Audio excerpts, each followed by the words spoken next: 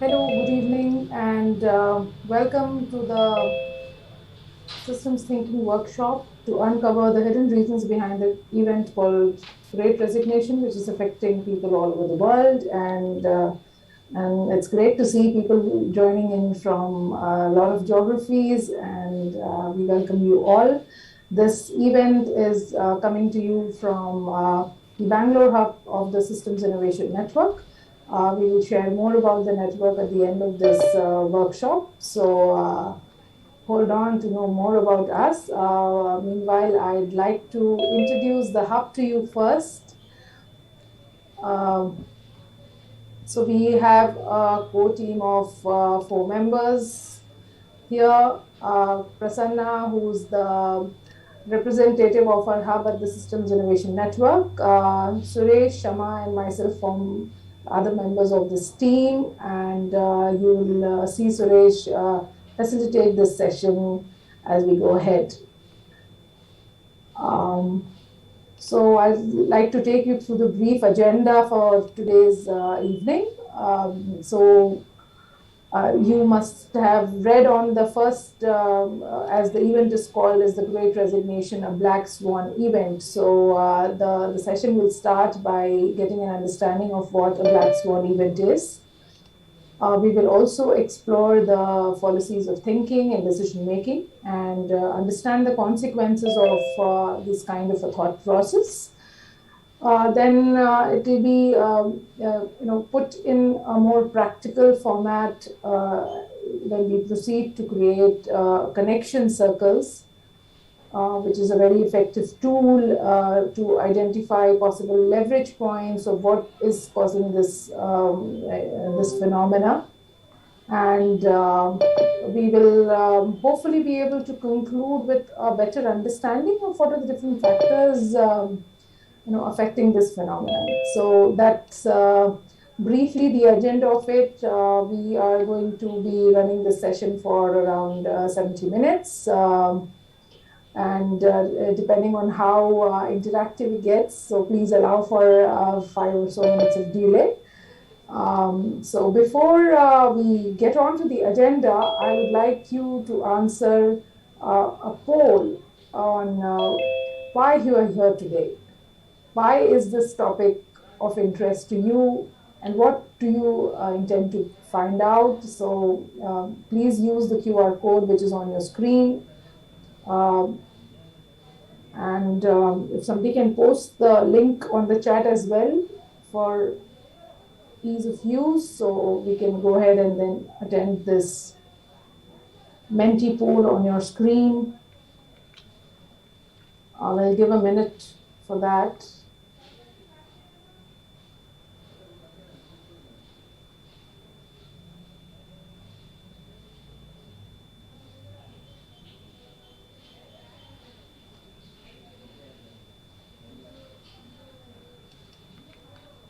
Prasanna, are you recording the session?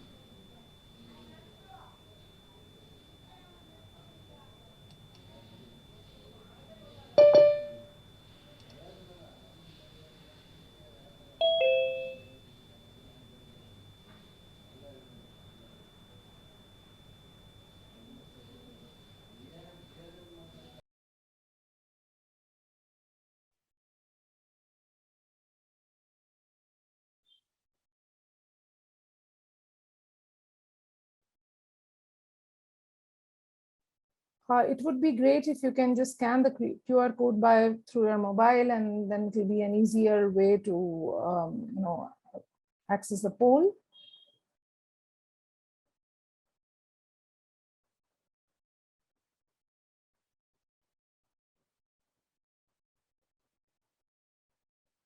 And meanwhile, I'd like to go ahead and hand over the stage to Suresh, who will be facilitating today's session on Great Resignation and why it is a Black Swan event, or whether it is or not. So let's discover that with him.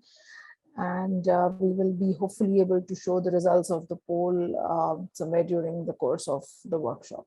Thank you so much. Over to you, Suresh. Thank you, Rama. I welcome all of you on the behalf of Si Bangalore Hub again. So today I promise you one thing.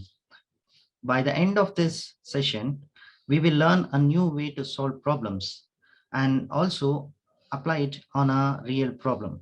Yeah. So I'm sure we are all problem solvers, and having one more tool in our toolbox definitely helps us. So let's begin by understanding black swan events. So towards the end of 17th century, people discovered black swans.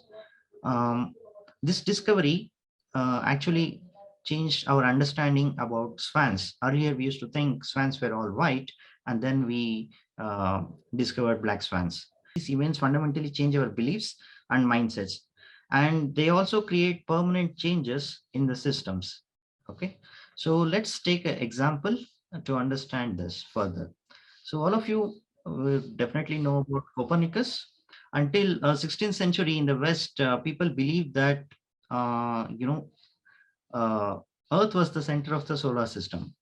However, when Copernicus discovered that it is the sun which is at the center of the solar system and all other planets revolve around the sun, it basically changed the West's understanding of how our solar system works.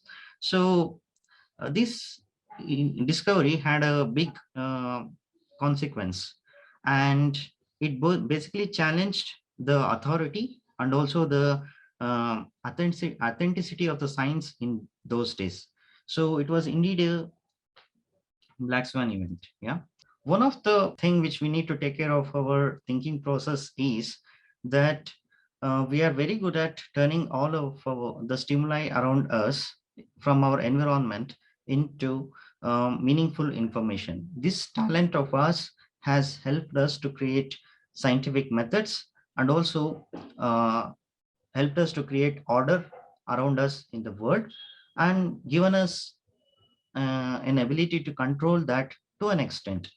So as our ability to consider these several influencing factors and our ability to analyze them in greater detail keeps increasing, our understanding of the situation also evolves, as we saw in the previous example.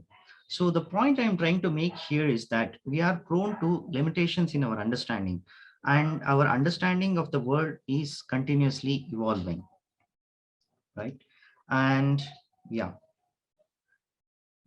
one error we keep repeating as a society is that we are trying to oversimplify the situations, and we are trying to find the solutions within the framework we are comfortable with.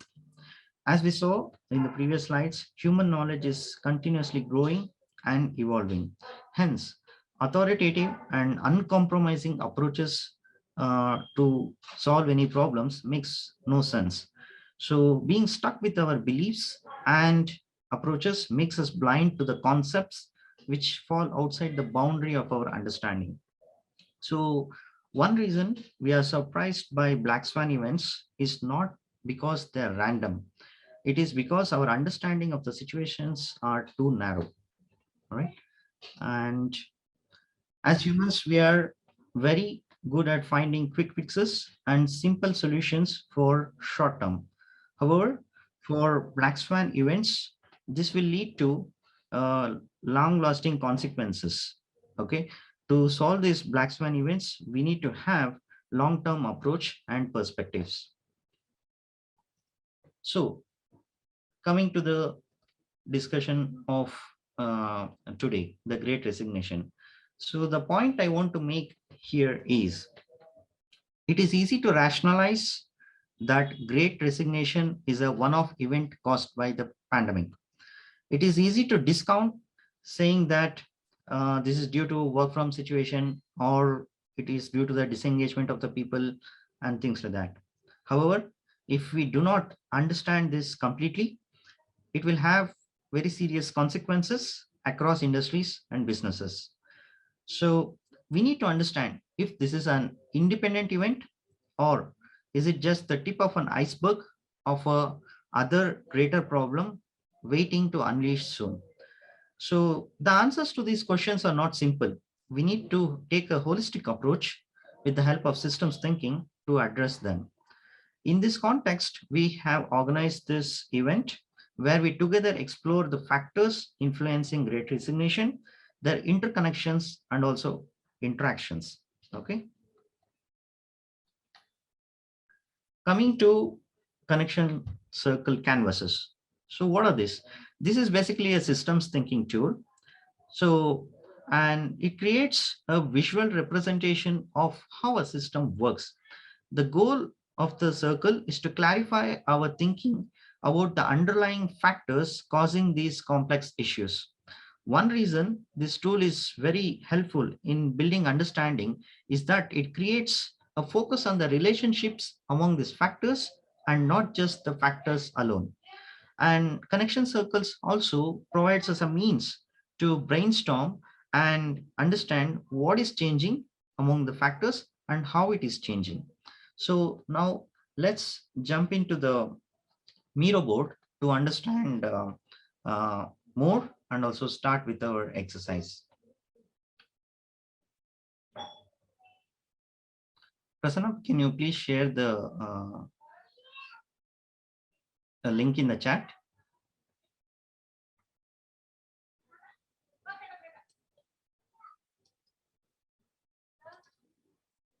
Sure, it's on the chat. You can access that. You can use that to access the Miro board.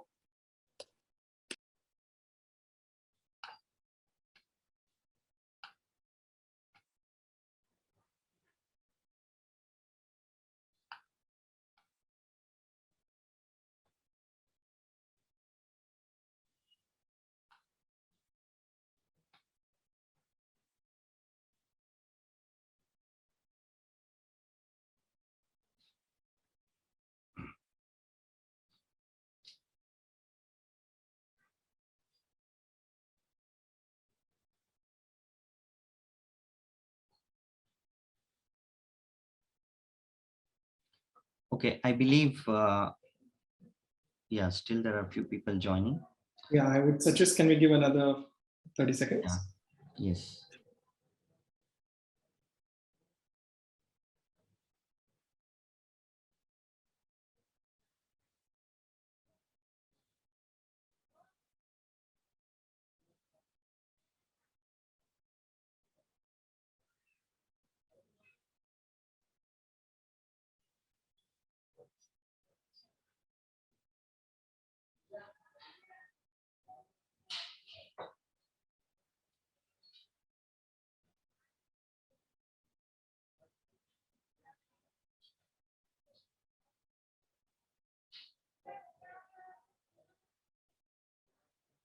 Yeah, I think maybe we can go ahead while the others join.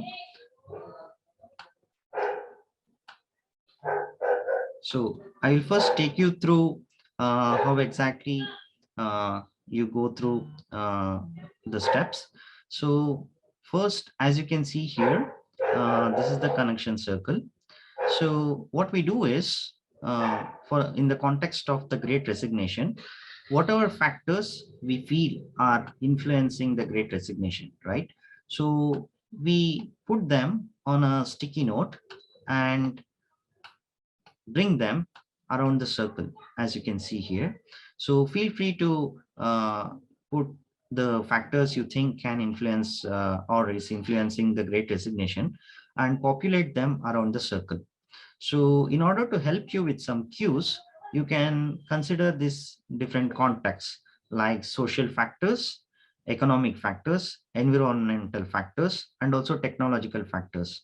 So there can be other context as well, not just these four. So these are just for examples, but if you have other factors, please feel free to add them. So once you have added all of them here, so what we will do is we will try to connect the different factors which are influencing each other. Okay, this will be done by the moderators alone. And once we have done that, so we will know how the factors are interlinked, how are they interacting with each other. All right, so this would be the activity we will be doing it today. And further to this, what we will do is we will try to create a systems map out of it. Systems map is basically trying to understand the causal relationships and how the factors influence each other in loops. So there can be some factors which are positively influencing or some factors which are negatively influencing. All these different influences will be captured and a systems map will be created.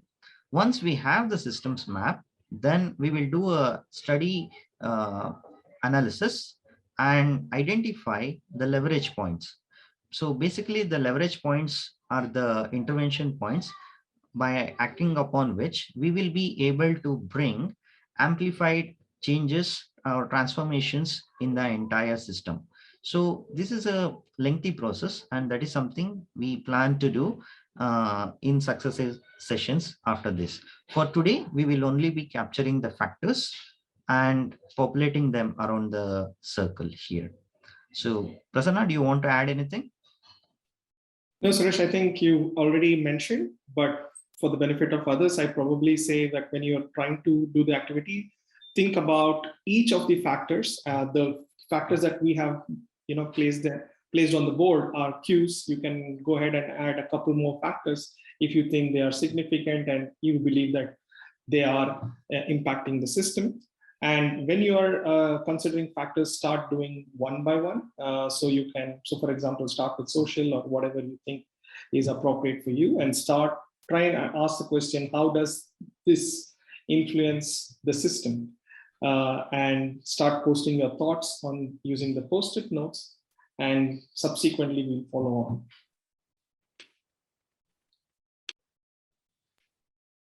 Any questions, feel free to drop them on the chat. We are monitoring.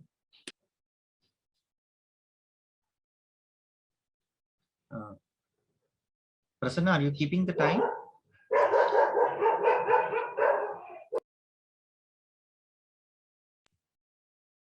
Yes, indeed.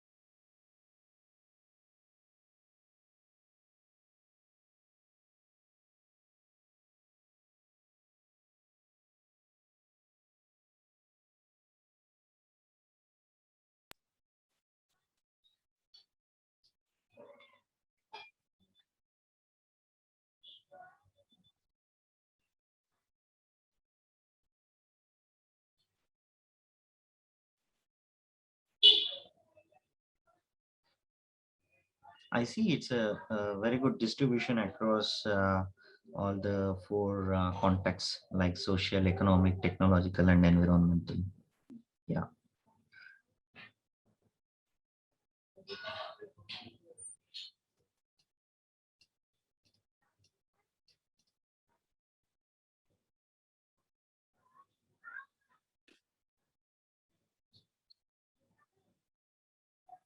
Yeah, I just want to bring in the thought. I think while we are focused on some of the factors that were already placed on the board, such as social, environmental, and economic and technological, I would also encourage if we can think also from the perspective of culture, organizational culture, and yeah, some of those relevant factors.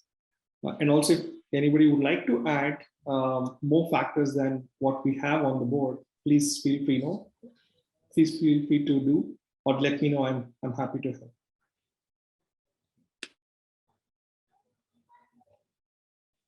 I think organizational culture has a big impact.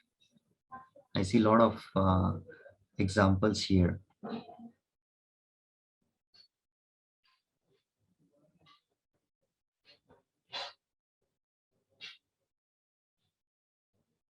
So I'm also seeing some really personal, psychological,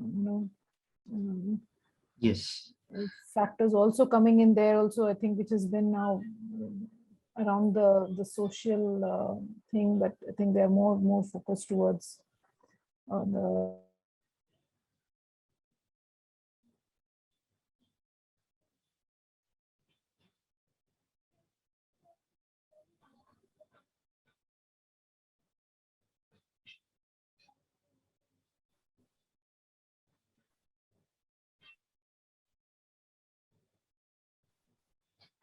Yes, this is very interesting. Growing sense that time is precious. I think COVID-19 made us realize that, very important phenomenon.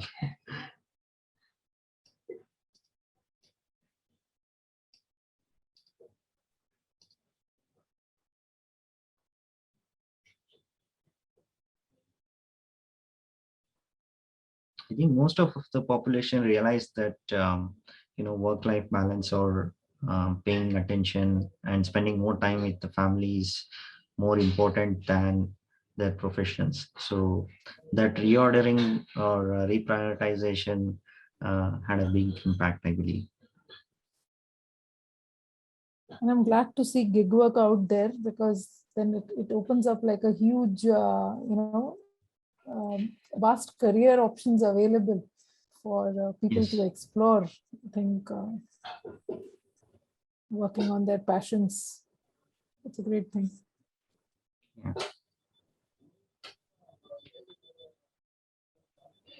And also the FOMO effect. So people thinking that now the job market is very attractive and hot. So it would be a mess if they do not jump. So, and it's kind of chicken and egg situation. So is the market hot because of the Great Resignation or um, the otherwise? Suresh, I was going to say that I've also heard of JOLO, which is the joy of letting go. Okay. Which is also probably what's happening with the Great Resignation, right? So, yeah.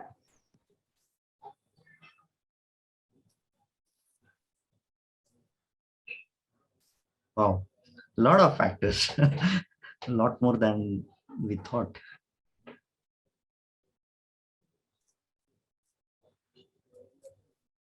This is interesting. Accelerated midlife crisis.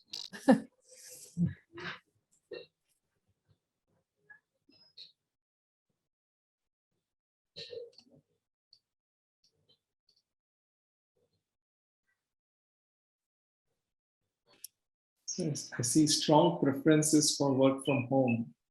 In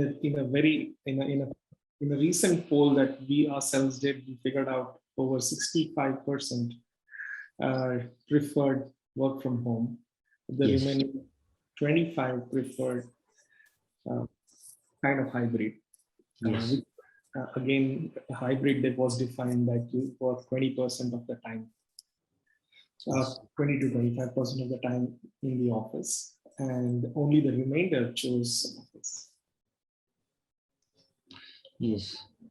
And on the contrary, as per the survey which was done by Swan School of Management and the results which they have published, so most of the top management in several companies believe still that the situation is going to be as it used to be pre-COVID. So I think the mindset in the top management is still, very close to what it used to be in the industry 1.0.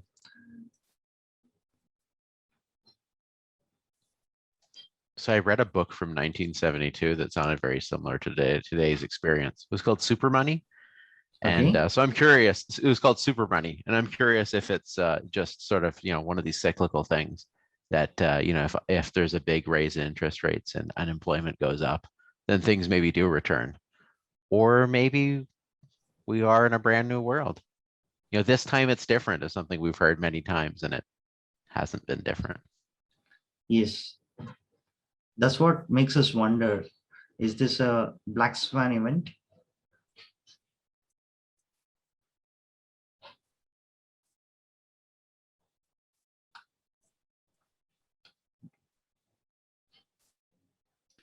We have another roughly 2.5 minutes that we can go over with regard to posting your thoughts.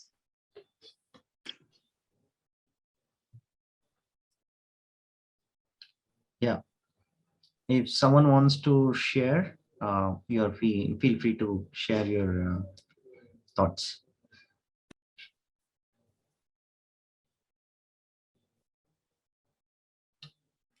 Yeah, this is interesting as well. Less of a rat race mentality. Yes, for sure.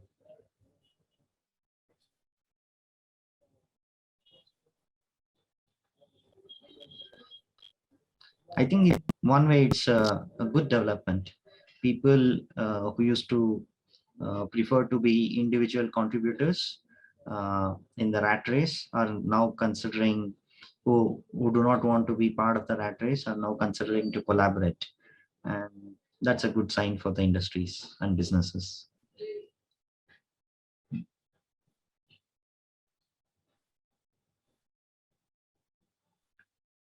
So we are almost running out of the post-its. Wow.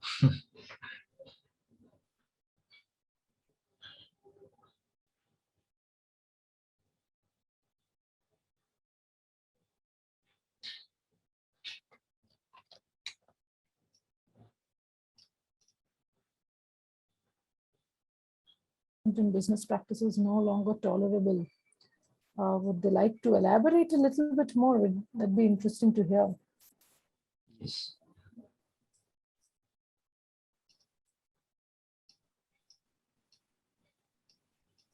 Hi, yes, I think my name's Jerna. I wrote that. Yeah, I am part of the Great Resignation. I quit. And I quit about almost a year ago now. And part of it was that I saw there was a lot of broken decision-making structures that were top heavy and unwilling to consider what was happening actually on the ground, and driven by egos and that kind of thing, but that we had reinforced that through the way our structures and within the organization were built. And our organization during the pandemic had a huge amount of people leave. And a lot of us afterwards kind of met and talked. And we talked so much about the frustration with the decision-making process, that it wasn't based in kind of reality or in the experience of the employees or in the best interest of the communities we were serving, but rather, it was, yeah. So, and I think that a lot of us had 5-6 years experience with this organization, and we tolerated it because we thought this is just the way things are. And now, I don't know, something happened during the pandemic. We all started to think, no, this is not tolerable anymore. Just didn't want to be a part of a system that didn't have solid, sound, and less hierarchical decision making. Yes. Thank you so much for sharing that. We definitely, I think, are moving to a empathetic world. We need more of this wherever we are, and if leadership is not going to account that into practice, so definitely this is going to continue, is what my feeling is. Yeah, thank you so much for sharing that. Anyone else wants to?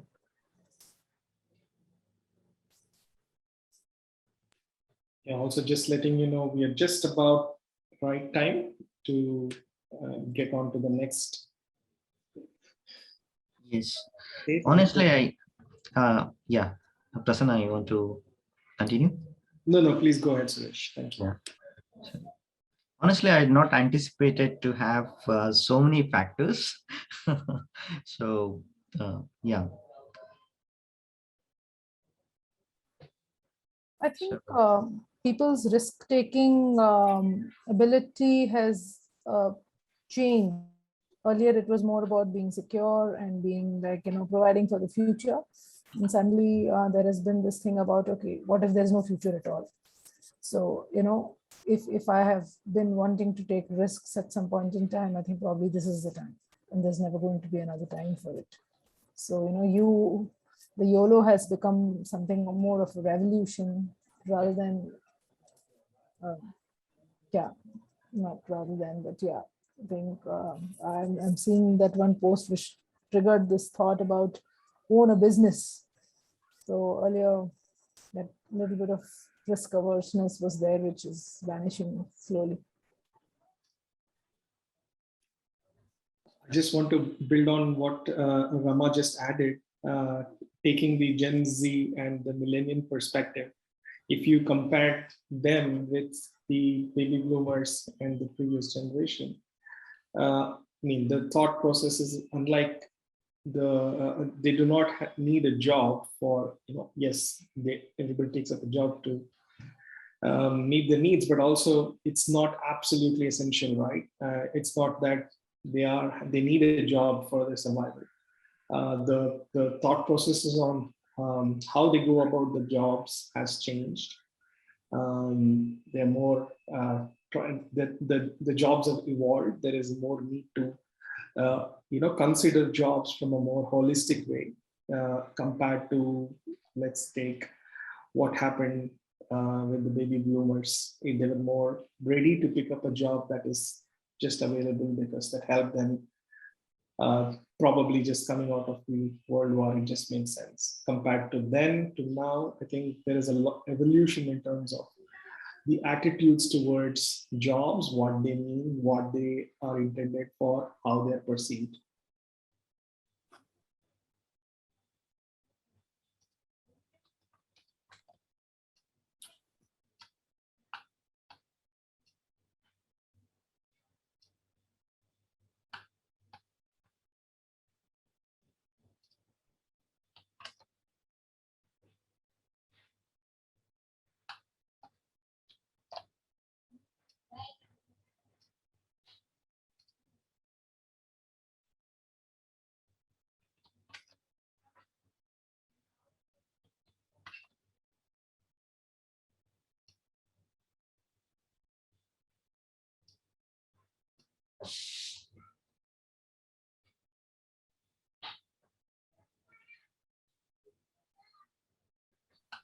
I think just in the interest of time, Suresh and Prasanna, I think we should start connecting up.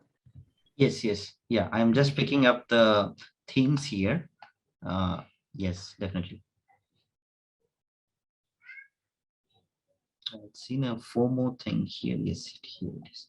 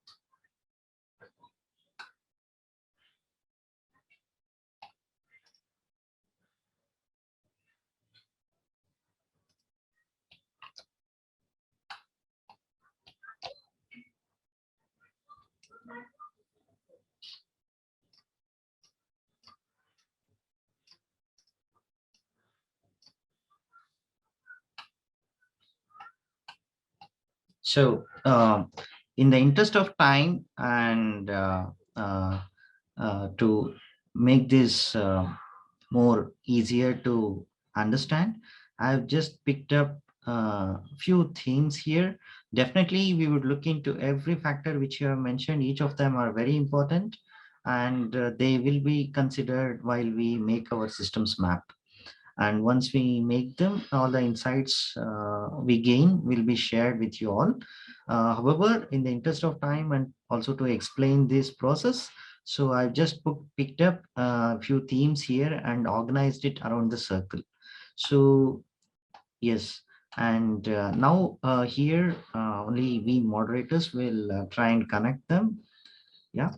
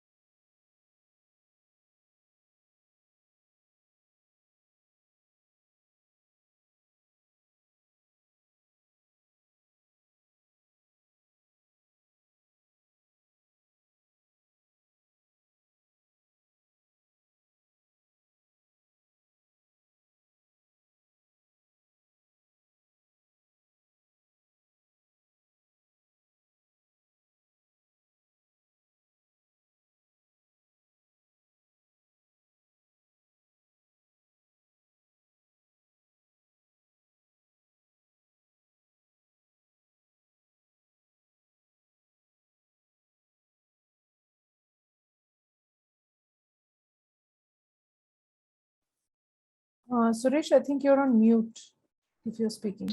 Oh, sorry. So see, yeah, sorry about that. So as you can see here, there is a link between unfair compensation and growing sense that time is precious. So probably before we thought like it's okay to, let the compensation grow in a very linear fashion. However, with the sense that time is precious, we want to, take charge of the situation and perhaps accelerate. And also this sense, for many people who wanted to take up entrepreneurship, so they have started jumping onto that as well. So as you can see here, it is linked.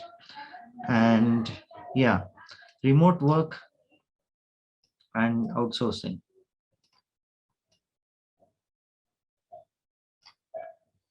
So outsourcing from several countries have made remote working more attractive, working from home. So many people are preferring to work from home now, right? And also having to think, having the time to think about life and purpose, that again has a link with owning a business, right? And also city life pollution. People who are very much worried about the global warming. Yeah. So they have a connection with, sorry, I thought I had a global warming thing here. Sorry, I'm not able to find that. Yeah.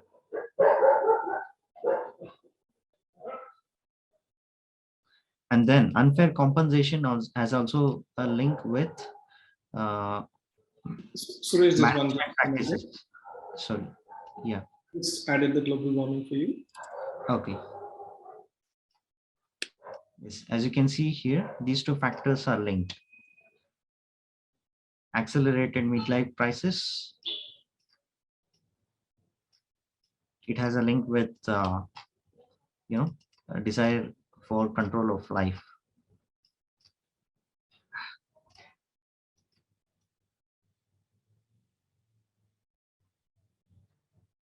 Yes.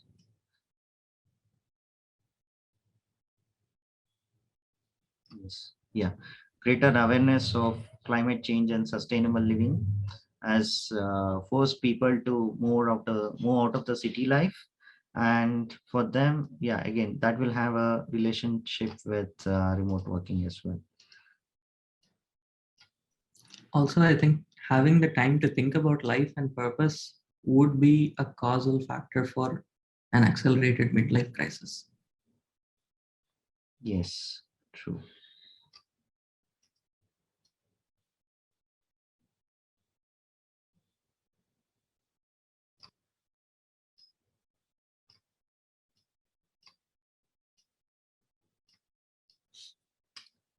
uh, where was that?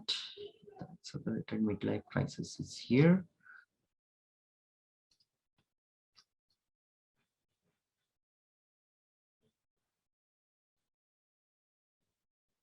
Yeah. So, yeah, I think you were all able to get the gist of it. So the idea was for you all to understand that all these factors are interlinked, and they have interrelations. So um, there would be a causal relationships among them, and once we capture all the relationships like we are doing now, we would be able to identify the causal loops here, and that independently can be taken onto a system map, and then we can identify what are the reinforcing loops and what are the balancing loops. So the balancing loops, for example, will compensate for each other, but the reinforcing loops will start increasing the impact. Okay, so that is something we would explore in detail in the systems map. And once we do that, then we will be in a position to identify the leverage points. So acting upon different leverage points or acupuncture points, we would be able to uh, create the desired effects on the entire system. So that would be something we would explore in the next steps. So now I would go back to the presentation slide.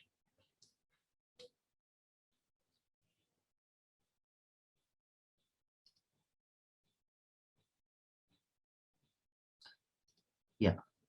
So can we have the second poll now?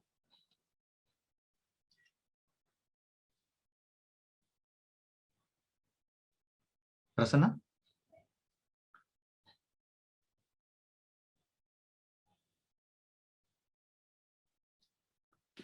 Yes, it is on, and it is the same link. Yeah. Uh, So I would request all of you to please use the QR code and answer the second poll.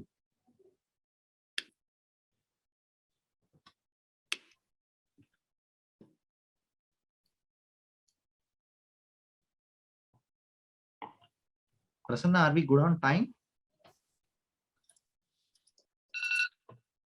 Yes, we are.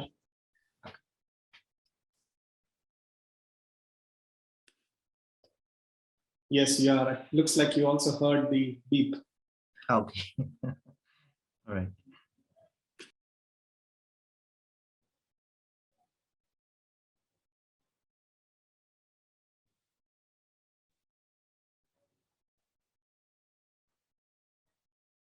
I think the experience of the activity was great. So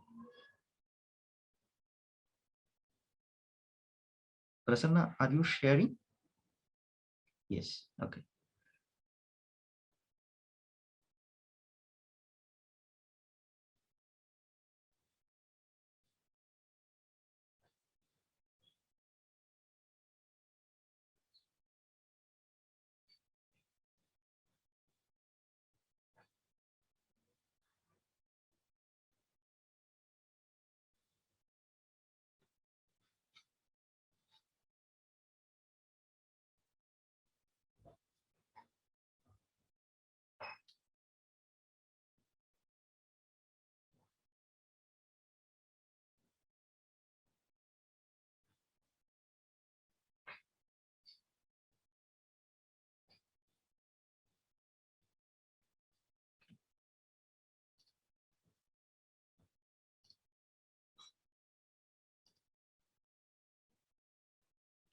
So shall I proceed to the next slide?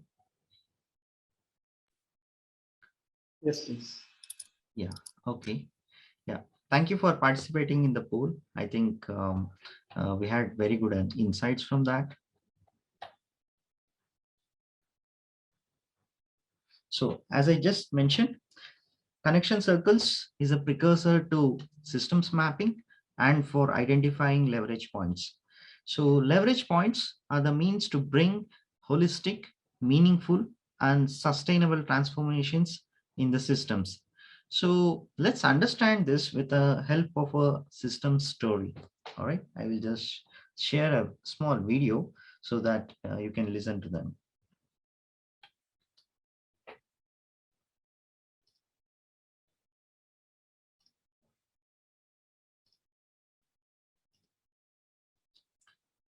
Can you all see my screen?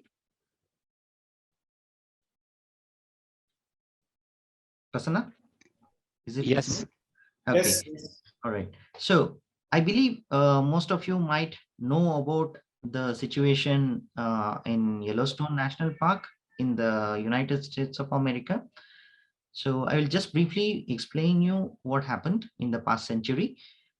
In 1920s, there was a very uh, healthy, diverse biodiversity in the national park, including the top line carnivorous animals, herbivores, and a rich vegetation, and also the water resources inside the park.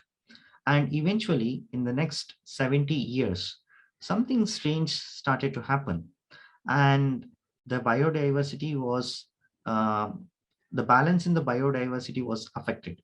All right, and this was something which troubled the authorities there, and they decided to study that situation and also to intervene and to set right.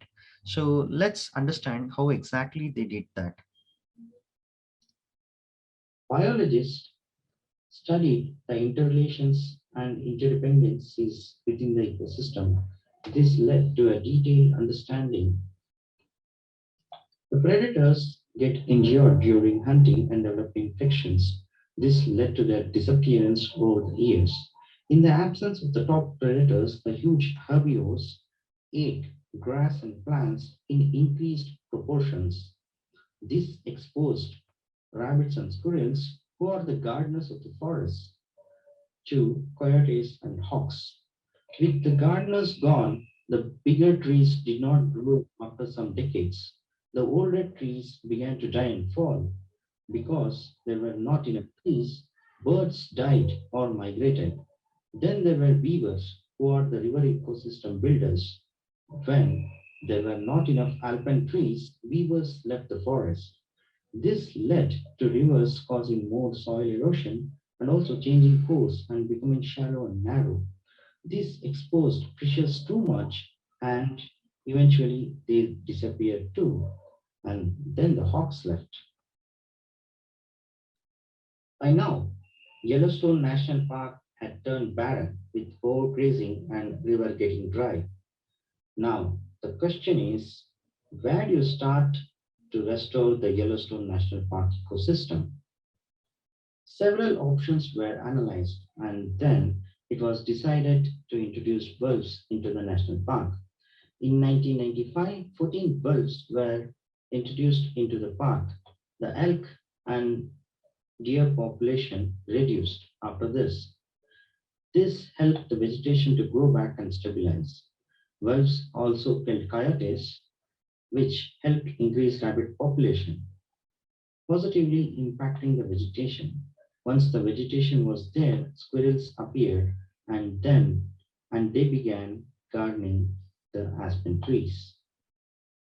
Once the trees were there, beavers appeared.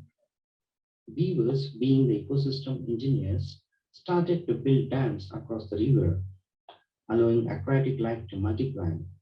This brought grizzly bears back to the forest. Availability of fishes also brought back the hawks and other singing birds into the forest. soil erosion stopped and the river started to widen and deepen. It is important to note that the transformation happened with the introduction of 14 wells into the ecosystem. In every complex system, there are many possibilities to tackle and to solve a problem. Each possibility is referred to as an intervention point in systems thinking. Each intervention point has a different scale of leverage. When you act upon these intervention points, varying transformations can happen in the complex systems. For example, in Yellowstone situation, they could have introduced bears, beavers, fishes, or all of them. However, if a small shift in a specific intervention point can produce big changes in everything, then it is called a leverage point or acupuncture point. Introduction of 14 wells was the leverage point to initiate transformation and restore the ecosystem. The point I am making is if you want to identify the right problem and solve a problem in the right way or create a real and lasting transformation, you need to apply systems thinking first and then identify the leverage point in the system. Followed by, you need to plan and act upon the leverage point. What is your leverage point to the transformation you want to create?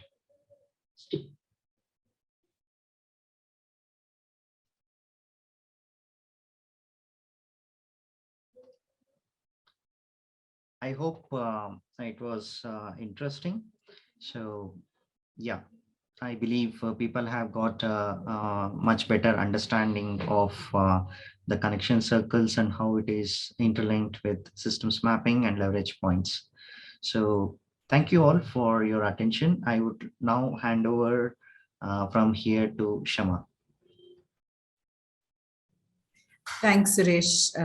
You love the fact that you put that video together. And thank you everyone for joining us. So I think the next few minutes, we're just going to spend talking a little bit about the Bangalore Hub. If you aren't already a part of the Bangalore Hub, the link is up on your screen. Join the Bangalore Hub. We're growing this community. We launched in December. And I think from what I could see on the participant list, many of you are already part of the global community, and some of you are part of Bangalore as well. But if you aren't, definitely join us. This is what most of the hubs are currently working on. If we can move to the next slide, please. So these are our activities. We're creating value for everyone and engaging with our members to actually look at how they can derive value out of what we're doing. But I think the key activities that we look at are learning related. So sessions like what we did today, where we learn about systems thinking and systems innovation, connecting up with people so we can actually collaborate. I think in the long term, we're looking at co-creating. So that leads us to real world projects. Many of us are working on different things with regards to wicked problems in our, sort of real world full-time work. And so the opportunity to co-create or contribute, look at design or innovation services are all possibilities. Next slide, please. So these are some of the events that have happened in the past. So looking at the in-person meetups and talking about systems thinking. Like the event today, this was online, but we do have in-person meetups coming, and we'll talk about that in a minute. Next slide, please.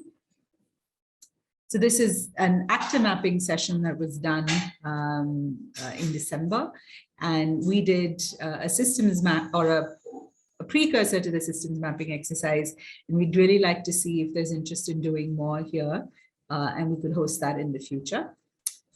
Next slide. And we'd really like to see how we could further your work. So I think this is the last Menti poll you're going to see on this presentation. If I could request all of you to please use a QR code or follow the link.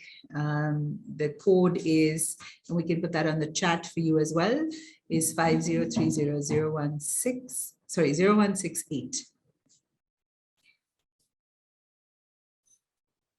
And I think for many of you, if you're from other hubs, we'd like to see how we can link up to the themes and topics that your hub is working on.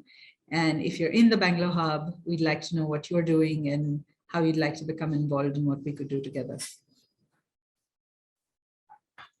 Our pleasure, Zarana. Thank you so much for joining us.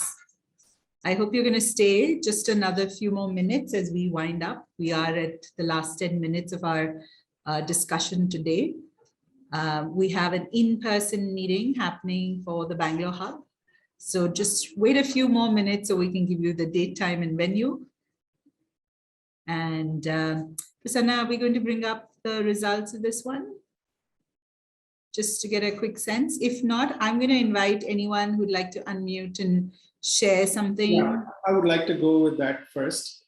Okay, all right. Anyone here who'd like to sort of, I can see we're dropping out, but if there is anyone here who's still with us, I mean, there are 21 of us here still, who'd like to unmute and share anything. Otherwise, I'm going to actually call on people as well. Anyone? Yeah, I'll go. I just think it's great that there is some sort of a platform or a network for systems thinking to, I guess, be democratized in a sense, because it's not something that has to, like, it's not like you have to have done a degree in that to be able to start applying this and, you know, creating the kind of change that you want, wherever it is, with whatever problems. So this is fantastic. And it's really cool to see the kind of diversity of people here. I think that's awesome. Thanks so much for that, Gautam, and really glad you're part of the hub as well. Anyone else? Thank you, everyone who's been here joining. Zarana, do you want to say anything? Anupama? I'm just going to call out names now because I can see the numbers quickly dropping. Nitin, Pushpendra.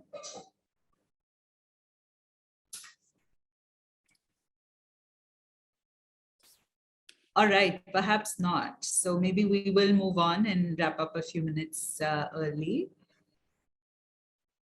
The results are uploaded. I can probably share them at the last. Yes. Please go Okay, sure. So Suresh, if you don't mind moving to the next slide. And I know the next one is a Zoom poll. So do we have that set up, Prasanna? And we've lost about 50% of our team.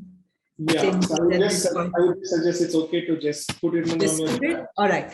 Okay, so that brings us to what we hope to announce. So then the next slide, please, Suresh. So our first in-person meetup for Bangalore, and we will post this on the Mighty Network channels as well. We are meeting on the 9th of April, which is a Saturday. We're going to be meeting in Cubbon Park. We are keeping it outdoors for the first one. And we will send out the links to the venue and to everything else in Bangalore. Yes, Joss. We've met up a few times as a core team, but I think we're getting a few people together now at the Bangalore hub, and it'd be great to actually meet up. So we're meeting on the 9th of April, and you'll see this event on the Mighty Networks channel as well. And with that, we go to this is our last slide. You can follow us on Twitter. We're SI Bangalore Hub, on LinkedIn as well, of course. And then there is, of course, the Mighty Network channel where we are active. Just know that we are doing one-to-one catch-ups as well with all of the hub members. If you'd like to find some time with us, just drop us a line on the Bangalore hub and we'll make sure. And of course, that is if we're meeting, if we're not meeting on the 9th of April, we can always do a one-to-one after that as well. All right. Thank you, everyone. I think that's the last slide. So the last one, Suresh, yes, thank you. It's been a fantastic learning for us putting this together. And I think we all loved how many Post-its we got on that canvas. It was beyond what we thought we would get. Thank you, everyone, for joining, and we look forward to speaking with you again. Yeah, it was a great Good night, participation. everyone. Thank you all.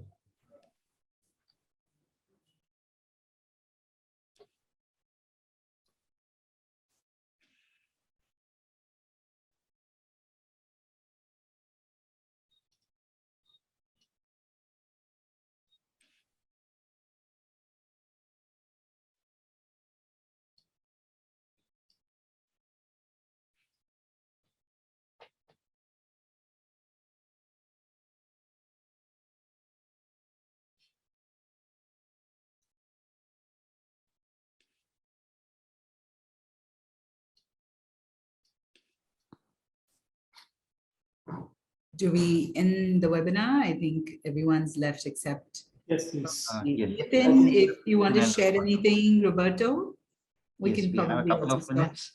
5 minutes stop more. recording as well.